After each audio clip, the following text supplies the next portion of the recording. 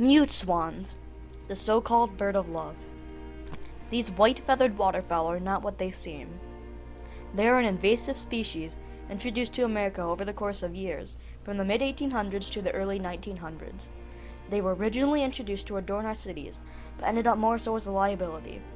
These flying foes do more harm than good, and need to be removed from the ecosystem, even if by force. Mute swans are a danger to the environment. There have been multiple reports of mute swans attacking other native waterfowl. Not only are they aggressive with other birds, they can eat up to 8 pounds of water vegetation a day. This can prove problematic, as many of our native waterfowl feed on the same thing.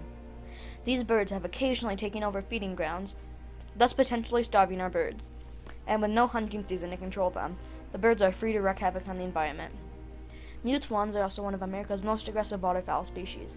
According to the New York State Department of Environmental Concern, they placed 3 mute swans in a zoo with some fellow waterfowl.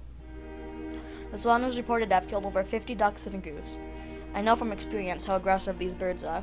While kayaking with my uncle, we got chased down the river by a mute swan. I could understand if it was during nesting season, but this was in the middle of March, about a month prior. Imagine having a small child wander down by the river and get seriously injured.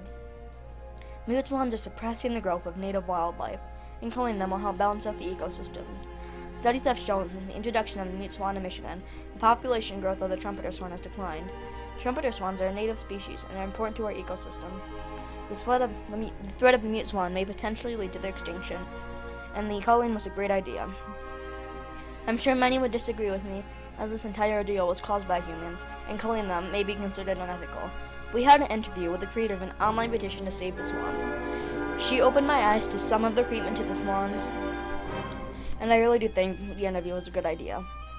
Nonetheless, we cannot leave these swans to run rampant around our wetlands. While culling them may seem like murder, something has to be done. Capturing the birds is very stressful on both the swan and the one who is encapsulating the bird. While culling the swans may seem savage and humane, it is necessary to keep the environment in check. It may not be entirely fair to the swans, but we need to take action fast. Thus, the culling of the mute swans was the right move, and in the long run will benefit our ecosystem.